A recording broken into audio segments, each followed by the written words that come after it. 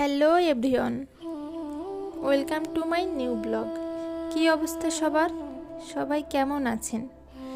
চলেন আপনাদের সাথে শেয়ার করি বাগেরহাটের একটি ঐতিহ্যবাহী স্থান শ্রীরামকৃষ্ণ মিশন ভ্রমণের অভিজ্ঞতা।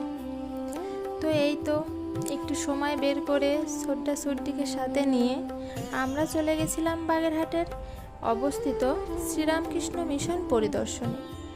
আমার ছিল এটি প্রথম অভিজ্ঞতা। তো আমরা কম বেশি সবাই জানি বাগেরহাটের শ্রীরামকৃষ্ণ মিশন ও আশ্রম বাংলাদেশের বাগেরহাট জেলার একটি ঐতিহ্যবাহী সনাতন ধর্মীয় আধ্যাত্মিক আর সমাজসেবামূলক প্রতিষ্ঠান। এটি 1926 সালে প্রতিষ্ঠিত। এই শাখাটি শ্রীরামকৃষ্ণ পরমহংস ও স্বামী বিবেকানন্দের আদর্শে উদ্বুদ্ধ হয়ে দরিদ্র কল্যাণ, শিক্ষা, স্বাস্থ্যসেবা ও বিভিন্ন সামাজিক ধর্মীয় অনুষ্ঠান পরিচালনা করে আসছে। এটি মূলত বাগেরহাটের পিসি কলেজ রোড এলাকায় অবস্থিত। এখানে কিন্তু অনেক ধরনের পূজা করা হয়, যেমন দুর্গা পূজা, কালী পূজা, সরস্বতী পূজা সহ রামকৃষ্ণ জন্মতিথি পালন এবং অনেক ধর্মীয় আলোচনা এখানে করা হয়ে থাকে।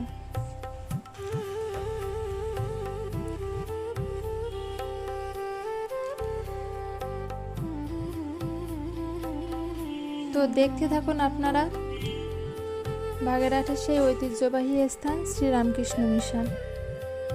সম্পূর্ণটা আপনাদের দেখাতে পারবো না ঠিকই ভালোভাবে, কিন্তু কিছু ক্লিপ তো দেখানোই যায়।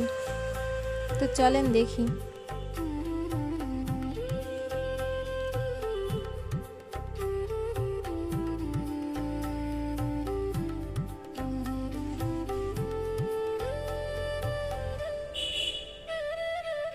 এটা হলো মিশনের রান্নাঘর, যেখানে এখানে থাকা ছাত্রদের জন্য কিংবা কোনো অতিথিদের জন্য রান্না করা হয়।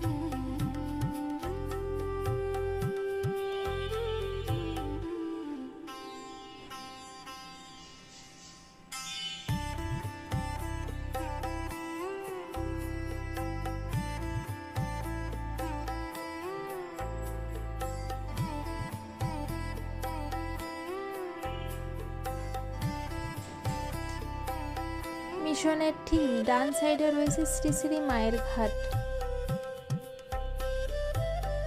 জায়গাটা খুবই মনোরম এবং শান্ত ও স্নিগ্ধ।